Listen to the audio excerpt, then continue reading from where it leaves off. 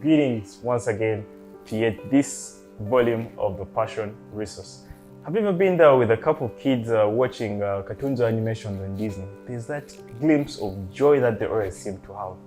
I'm going to start off today with quite an interesting story of how Disney all came about. It was actually started up 62 years ago by two individuals, Walt Disney and his brother Roy O. Disney.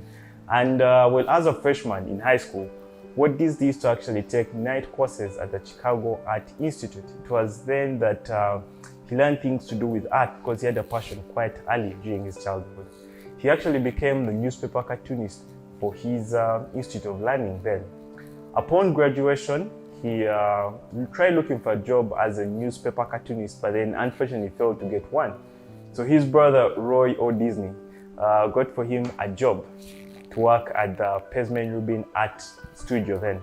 It was there that actually Walt Disney got to learn how to use animations, and later on progressed to even work at the Kangas Film Ad Company, where he learned how to use cutout animations.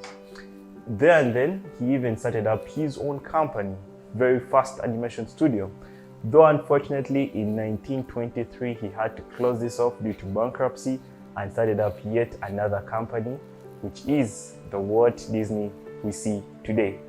Isn't that interesting how one person turned his whole passion of art into something that has been able to transform into an international trademark we see today? All through that point of learning, that point of working, that point of iteration, to be able to even get people on board to work and support this whole vision of the Disney that we currently see today. Well, that is quite one interesting story. And someone might wonder, does it always have to do with talent? Maybe if you're not talented, you can't actually start up something, or you can't pursue a particular venture, but then no, it isn't actually all about talent. The interesting thing with talent is that yes, you may be talented and have the ability to climb this whole learning curve faster than the rest, but then it all comes with also effort to be able to transform that talent into a skill.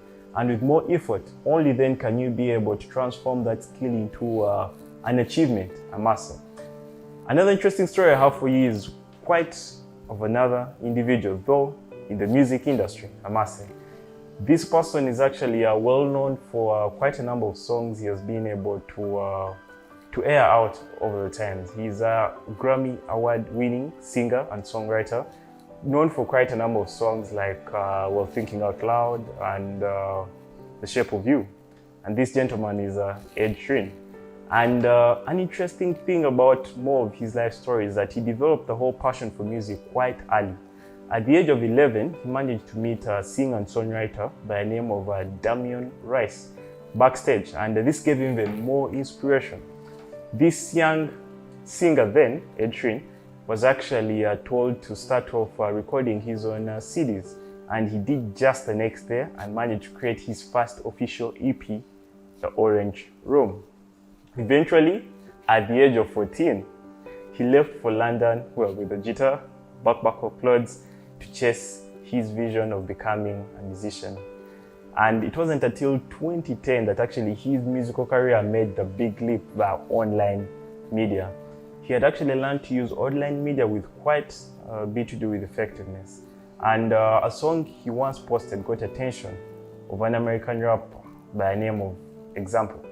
It was then from this particular point that Example actually took on Ed Sheeran to have him as his opening act on two different performances, which even led to bigger online audiences for Ed Sheeran.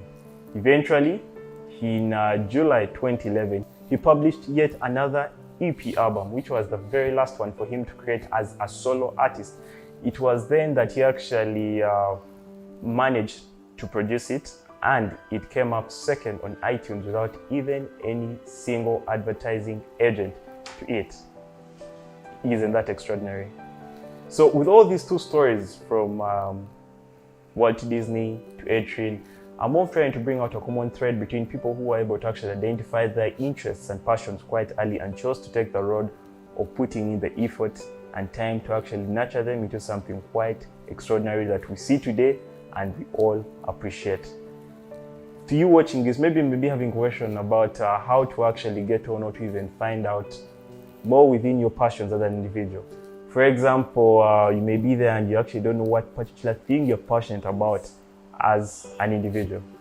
Well, just stick on this album, because in the next video I'm going to be sharing with you more about self-discovery and how we can get to finding out those particular bits to do with our lives.